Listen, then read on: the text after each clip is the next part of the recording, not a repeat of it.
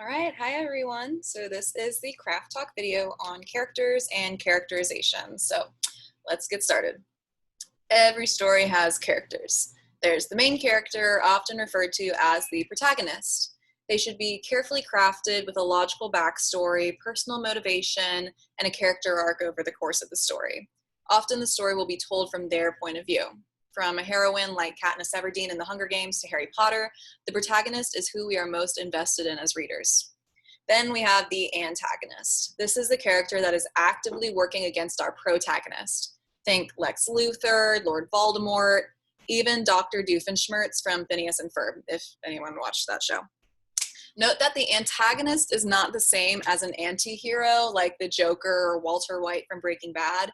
Anti-heroes are villainous people who function in the protagonist's role. I think there's a current trend right now of anti-hero stories. It shows us a lot of the humanity and the why behind their villainous actions. But your antagonist does not always need to be some all-powerful evil being. It can be the bully in a story. It can even be something other than a human. If your story is about children trying to make their way back home before dark, then nighttime is the antagonist that's slowly encroaching upon our protagonists. Then we have some more type of characters like the love interest, the confidant, who's the protagonist's best friend or sidekick. There are tertiary characters who populate the world of the story but don't necessarily link to the main storyline. These minor characters serve any number of functions and may have varying degrees of personal dynamism. Then we have foil characters who primarily exist to bring the protagonist's qualities to a sharper relief.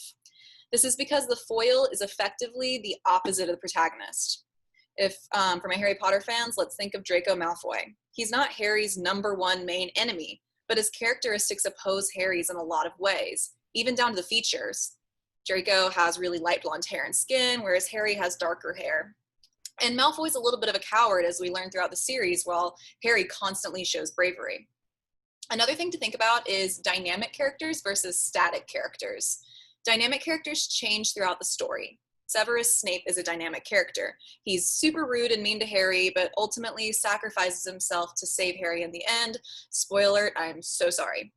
Static characters stay the same throughout the entire story. There are no big changes to their personality, like Voldemort. He was evil yesterday, he'll be evil today, and will never stop being evil. And now that we've gone over those types of characters in a story, let's talk about characterization. Characterization refers to the depiction of a character in a story. Oftentimes, I find that writers give a super deep and complex characterization to the protagonist, but leave the rest of the bunch out. Make sure that each of your characters is complex with different fears and desires. I would suggest even writing down as an exercise each of your characters and list what it is they want most in life and what it is they fear most in life. This can help you build a character because they'll function in a world that you've built based on those motivations. Even the static characters are static for a reason. While you don't need to give us the entire backstory to each character to make us see their complexities, keep that backstory in mind actively as you move them throughout the world. Another tidbit to keep in mind is actively try to avoid stereotypical characters. The mean cheerleader chewing bubblegum, the jock bully, the overprotective mother, the uninvolved father, etc. While it's totally okay to include these type of characters in your story, puncture that surface level image of them and complicate them so the character feels fresh and new. I would encourage all of you guys to actively try to flip stereotypes. It takes a little bit more work than just implementing a classic character type that literature has given us throughout history. But if we see a stereotype flipped, it automatically makes that character way more interesting than the trope that we've read time and time again. In one of the stories for the week, Control Negro, the author actively flips the stereotype that society has given Black men in a really clever and inventive way. So, make your characters complicated, unique, and go beyond the type of characters that we've all read before.